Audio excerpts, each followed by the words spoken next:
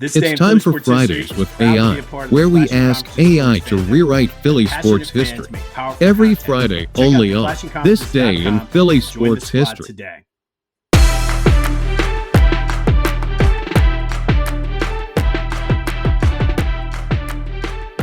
What's up, everyone? Welcome to This Day in Philly Sports History for July 11th, 2025.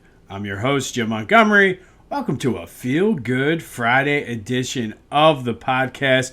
As always, we got big shows on Friday, and it is 7-Eleven. And I remember when I used to live in the city, right up at the top of our street was a 7-Eleven. Do they still give out free Slurpees on 7-Eleven? Let me know. I would maybe, just maybe, seems like it's going to be a good day for a Slurpee. But happy 7-Eleven day. But it is a feel-good Friday. And as you know, we spend Fridays with AI. We don't know when AI is going to show up, so stay tuned for that. No Phillies game last night. They are back in action. 3 more games before the All-Star break against the Padres out in San Diego. Last late night of this West Coast swing. They play at 7 tomorrow and then 4 on Sunday. And did I tell you this week I hate West Coast baseball? But the pitching lines up perfectly for the Phillies. You got Ranger, Zach, and then Christopher Sanchez on Sunday. Got to take 2 or 3 of these games heading into the All-Star break. It'd be great. And then all the focus right now is on what will Dombrowski do. We're about, 20 days from the trade deadline or so. Who knows? Who knows? But Phillies Padres tonight out in San Diego. Sixers last night, no VJ because of the thumb sprain. Got crushed by San Antonio. I did see that they will reevaluate VJ and possibly he could play tomorrow. I don't know, but like I said, as soon as I got hype, and this is just another example of Lucy saying, not so fast, my friend. But we'll see what happens. Obviously, they're going to take it easy with him and not push anything for Summer League. But, man, it's frustrating. It seems like for the past 10 years, probably longer because Joe came in 2013, for the past 12 years, there's been something. There's always something that tamps down that expectations and hopes. So we'll see. This weekend, the Union are in action against the Red Bulls down in Subaru Park. This will be their MLS matchup. So they're looking to get off the schneid, losing 2 straight. And then, of course, we're less than 2 weeks away from Eagles training camp. They get their rings with it next Friday. So looking forward to that. But it's almost Eagle seasons, people. It's almost Eagle season. And we got a lot planned for Eagle season. I've been telling you about the pregame show. Those plans are coming along nicely. As soon as I have more details, I'll get them out to you. But we'll start doing the season preview here coming up in just a few weeks. So hard to believe. It just seems like yesterday we were celebrating the Super Bowl. But that does take us to yesterday's trivia question. I asked you what Phillies participated in the MLB Home Run Derby all time. That would be Jim Thome, Bobby Abreu, Ryan Howard 3 times, who won it in 2006, Chase Utley, Rhys Hoskins, Kyle Schwarber, and Alec Boehm. And by the way, I didn't forget about Bobby. More on him later. But thank you to everybody who reached out. I have some sharp eagle-eye viewers or listeners in the Discord channel who got this immediately, minus the fact that Rhys did it, or Ryan did it 3 times. So you want to come over, have some good Philly sports talk chat, go to the Discord channel. It's the first link in the description. Always going back and forth, especially during games, talking and going, just having some fun, doing what Philly fans do. So come over. It's the first link in the description, and let's talk some Philly sports. Packing up the whole crew for a week down the shore? Don't waste your first day dragging bags and beach chairs. Let Beach Caddy do the work. With bellhop service for move-ins and move-outs, plus beach cart rentals in Ocean City, Avalon, Sea Isle, Stone Harbor, and Wildwood, they've got your back from driveway to dune. Stress less, relax more. Book now at beachcaddy.app. Use the promo code Jimbo for 10% off your bellhop or cart rental services. Beach Caddy, because vacation should start when you get there. Best beach carts on the Jersey Shore. Book now at beachcaddy.app. Use the promo code Jimbo for 10% off your order and let Beach Caddy take the stress out of your vacation. All right, July 11th. I mentioned Bobby Abreu, but July 11th was a great day for Phillies All-Stars. And we got to run the gamut here. So let's start with 1944. On this day in 1994, the All-Star game was played. It was during World War II. It was played out at Forbes Field in Pittsburgh. So you definitely had some diluted rosters for this, as a lot of Major League players were over performing their Armed Forces duty. In this All-Star game, the National League won 7-1. Money was divided. So all the receipts from the ticket sales were given to service members so they could have baseball equipment for something to do while they were actually playing over there. So I thought that was a pretty cool thing. You know, I support the military whenever I can. So I thought mentioning that was cool, especially during World War II. The Phillies' lone rep this year was Ken Raffensberger, and he pitched 2 scoreless innings, struck out 2, and got the win. He was the first Philly to ever get credited with a win in the All-Star game, and this was Ken's only All-Star appearance in 1944. Fast forward to 1967, the All-Star game was played in Anaheim. The Phillies were represented by Dick Allen and Chris Short. The National League won a close one, 2-1 in 15 innings. Bonus baseball, you gotta love it. All 3 runs were scored on solo homers, including Dick Allen. Tony Perez hit the other one for the National League, and Brooks Robinson hit the solo shot and accounted for the American League's only run. Ironically enough, all 3 of them played third base in this game. So it was a good day for third baseman in the All-Star game. Chris Short did pitch 2 scoreless innings for the National League as well, but it was Dick Allen providing the first run for the National League in this game. Then Tony Perez hit the game winner in the 15th inning. And then we got to go all the way back to all the way up to 1995. Major League Baseball All-Star game was played in Arlington, Texas. Phillies were well represented, believe it or not. Lenny Dykstra, Tyler Green, Heathcliff Slocumb, Darren Daulton, and Mickey Morandini were all All-Stars in 1995. Lenny walked. Darren Daulton did not have any at-bats, but did catch a couple innings. Mickey Morandini went 0 for 1, but the story of the game was the pitching. Tyler Green went 1 scoreless inning with a strikeout. Heathcliff Slocumb, the Phillies closer back then, came in and pitched 1 scoreless inning over the course of 2 separate innings, struck out 2, and was credited with the win. Second Philly pitcher to be, or I should take that back, it was not the second one we've talked about today that get credit with the win. In this All-Star game in 1995, much like 1967, all the runs came on home runs.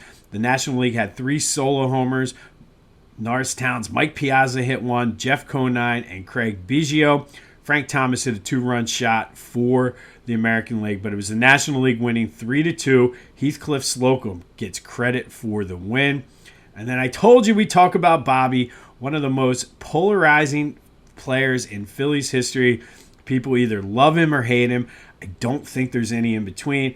I happen to be more on the love side. I know there are a lot of you out there listening that call him lazy, think he's overrated, but he was a consistent contributor for years. But that's not what this is about. On this day in 2005, Bobby Abreu won the home run derby in dominant fashion. At the time, he hit a record 41 homers. Second place was Pudge Rodriguez with 20. So that just goes to show you how much Bobby dominated. And he was representing his home country. And this was in honor of the first ever World Baseball Classic. So Bobby Abreu winning the home run derby on this day in 2005. That does lead us to today's trivia question. We've done an all-star theme this week with our trivia. We talked about Ken Raffensberger. We talked about Heathcliff Slocumb. Who is the only other pitcher to get credited with a win in the All-Star game for the Phillies? Hit me up on the Discord channel, the Back to the Future voice and text line, 267-495-8531. And while you're at it, get that. Anything else Philly sports related off your chest? Want to talk Phils, Padres? Want to talk Lucy and the Sixers? Pulling that football away from us. All of that is fair game. If if you want to even talk Eagles training camp, that is fine as well. But what is Ken Raffensberger, Heathcliff Slocumb, and who else are the only pitchers in Phillies history to get credited with a win in the All-Star game? It's time for Fridays with AI, where we ask AI to rewrite Philly sports history. Every Friday, only on This Day in Philly Sports History. That's right. It's Friday, and it's time for Fridays with AI, brought to you, as always, by Philly Goat. Go to phillygoat.com. Check out their wide selection of tees and Philly sports apparel. I've told you about the slides, the shoes, and if you want, here's the Tush Push shirt. The Tush Push is alive and well. Go to Philly Goat, get your Tush Push shirt in honor of the Tush Push being there. Use the promo code Jim Montgomery to take 10% off your order. phillygoat.com, promo code Jim Montgomery to take 10% off of your order. All right, so all the talk has been the Phillies need a bat, the Phillies need a bullpen piece, the Phillies need both. Who's untouchable? Who's touchable? That sounded weird. Who's untouchable? Who's able to get traded?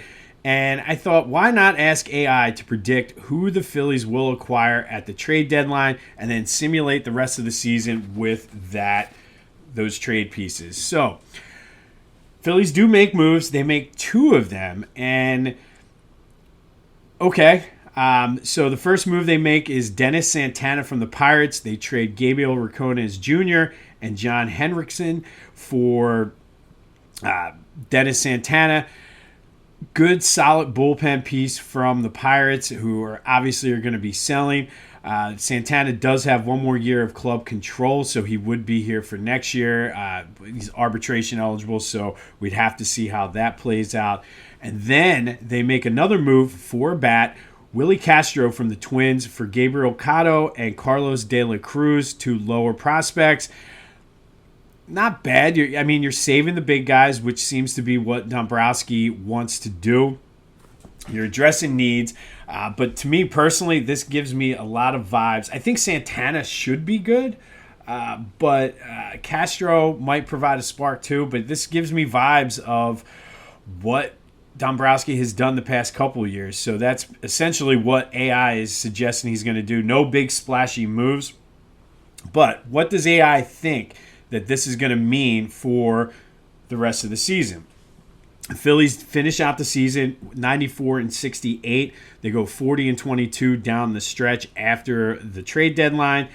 They win the division by 2 games over the Mets, and AI predicts a battle back and forth between the Mets, much like we've seen all season. They don't think the Mets, they think they'll get it put together. They'll make some moves themselves. But what does Castro do for the Phillies? Well, Willie Castro actually does provide a spark. He gets some clutch hits when the bats go cold and helps keep which is the MO of this team. Everybody goes cold at the same time. Everybody gets hot at the same time. But Castro sort of keeps it more even keeled. Bryce Harper has a big second half. We saw kind of a preview of that the other night. He ends up with 28 homers and 93 RBI. And if you're one of those who are following Kyle Schwarber's home runs to see where he ends up, he kind of cools off a little bit in the second half, ends up with 38 home runs. But Castro hits .262 for the Phillies, 7 homers, gets them 12 stolen bases. But, and I'll get more into that in a minute, does play a big role and a big spark in the postseason for the Phillies. And then Santana becomes the 8th inning, 9th inning guy alongside of Kerkering. Ends up really being a solid piece for the bullpen and really helps during that pennant chase with the Mets. 7 holds, comes out with 2 big saves in September to kind of propel the Phillies over the top. Zach Wheeler, though, AI predicts will finally win the Cy Young. He just remains consistent the way he has been throughout the rest of the season. And it's a very close vote between he and Paul Skeens. But down the stretch, Paul Skeens does not get enough innings or as many innings as Zach Wheeler, and that's what puts Zach over the top. So the big question then, what does that mean for the postseason? Well, by winning the division, the Phillies end up with the second best division record behind the Dodgers once again. The Brewers beat the Mets in the wild card round. Gotta love that. And there's only one reason I'm putting that. It's because the Mets all their fans and all their chirping, but they do lose to the Brewers in the wild card round. Phillies then go out and beat the Brewers 3-1 in the NLDS. Zach Wheeler and Brandon Marsh are the stars of this series, and that brings us to the NLCS against the Dodgers, a familiar postseason foe for the Phillies, and they're just not able to overcome the Dodgers. They fall to the Dodgers 4-2 in the NLCS. And believe it or not, it's not the hitting that lets the Phillies down in the NLCS. The pitching. They just the Dodgers lineup is fully healthy at this time, and the Phillies pitchers just are not able to do it. Both starters and bullpen pieces. But this leads to fans saying, "Okay, this is now the fourth year in a row we've failed to win the World Series, demand big changes." Doesn't really go into what the offseason moves will be, but I likely suspect that a lot of the younger guys get called up and we kind of see the youth movement for the Phillies.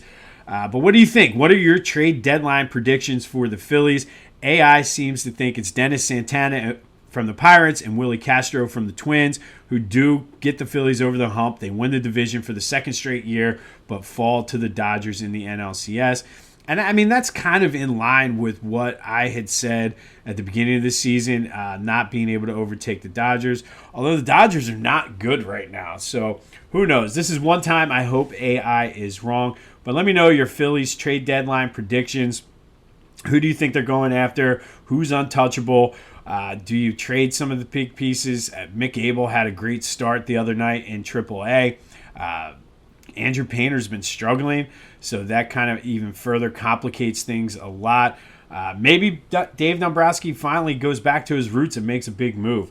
But let me know your thoughts on the Back to the Future voice and text line 267-495-8531. Be sure to hit the Discord channel, hit the first link in the description, and let's talk some Phils this weekend. And then finally today, our greatest individual season in Philly sports tournament rolls on. Final matchup in the second round, Monday. We will start the regional semifinals and lots of big matchups there. The Sixers yesterday, Wilt Chamberlain from 1965-66 beat Dr. J from 80-81 with 67% of the vote. Basically came down to a numbers thing. The teams both fared essentially the same. Both players were MVP, but everybody shout out to Ken, who said that, listen, they both were MVP seasons, but Wilt's numbers were just that much better than Dr. J's. So Wilt Chamberlain moves on, meaning we have 3 Wilt Chamberlain seasons in the Final Four of the Sixers region, joining Moses Malone from 1982-83.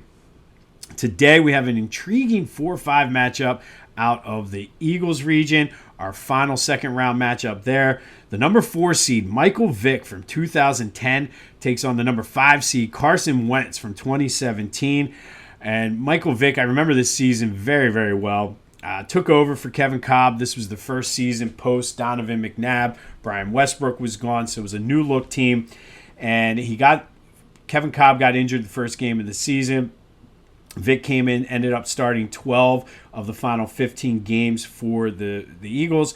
Threw for 3,000 yards, 21 touchdowns, 6 interceptions, completed 62.6% of his passes, added another 676 rushing yards, 9 rushing touchdowns, including that big 6-touchdown game against Washington when they just rolled from start to finish over them down in D.C.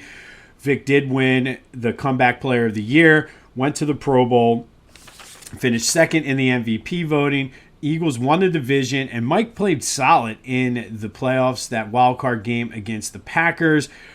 But we all remember that. I remember being so pissed off at that game, and not going to go on a long rant. I'll save that for later in the season. But that's when our Pro Bowl kicker, David Akers, missed 2 very makeable field goals and cost us the game. And he's taken on the number 5 seed Carson Wentz from 2017. We've already talked about him during this tournament. Started 13 games for the Eagles. They were 11-2 in those games. Threw for almost 3,300 yards, 33 touchdowns against 7 interceptions.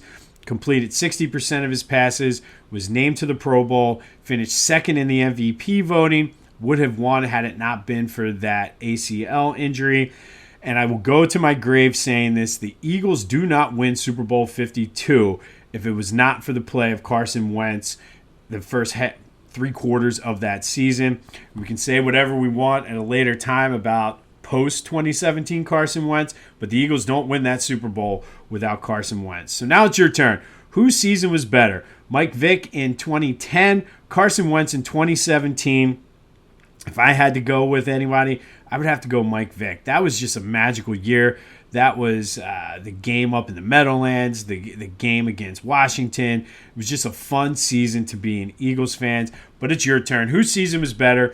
Hit me up on the Discord, any of my social media, Jimbo_Mott on Twitter and TikTok, on Instagram at Philly Jimbo. Be sure to subscribe to the YouTube channel. You can leave a comment there as well. Back to the Future voice and text line. It's all fair game, but whose season was better? As I mentioned, don't forget to like, subscribe on all the social media, follow me, leave a comment, leave a review on Spotify, Apple Music, anything. All of those things help us out with the algorithm. As I've been mentioning, we've been doing a lot of sort of rebranding, remodeling this summer. So stay tuned for that. Going to get a different backdrop look here. Now they have the new camera. You can see so much of my junk here in my office for work as well. But be sure to subscribe, leave a review. All that stuff helps. And while you're at it, go to lotwin.com. Get your 3D custom hype chain. Fantasy football season is right around the corner. These things are perfect for all of your winning and loser needs. If it's still in travel sports season or swimming or any of the summer sports, these things make great things for the kids. Get them hype about things. Get your own custom one for just getting ready and geared up for football season if you want. Go to lotwin.com. Use the promo code TCCPOD to take 10% off of your order. And I forgot to mention, if you go to Beach Caddy, 15% off with that code Jimbo. All right, so we spent Fridays with AI. Let me know what you think of their prediction for the rest of the season and what the Phillies will do at the trade deadline. On this day in 2005, Bobby Abreu won the home run derby in record-setting fashion, dominating Pudge Rodriguez and the rest of the field, winning by 21 homers. In 1995, Heathcliff Slocumb got credited with the win for the All-Star game as the National League beat the American League 3-2.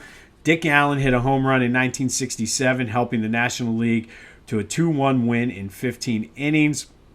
And in 1944, Ken Raffensberger was the first Philly to ever get credited with a win in the All-Star game. That's our trivia question. Who's the other player to be credited with a win in the All-Star game? You have Ken Raffensberger, Heathcliff Slocumb, and this guy. All right. We'll be back on Monday to rewind the weekend, let you know everything we missed over the course of the weekend. Hopefully the Phils can take 2 out of 3. Hopefully VJ Edgecomb's thumb is okay. Told you it was a big show. It's supposed to be a decent weekend, going to be warm, but I didn't see too much rain in the forecast. There's a chance of showers tomorrow, so go out and enjoy. This has been This Day in Philly Sports History for July 11th, 2025. My name's Jim Montgomery. Go have yourselves a feel-good Friday, and until next time, I'll see you when I see you.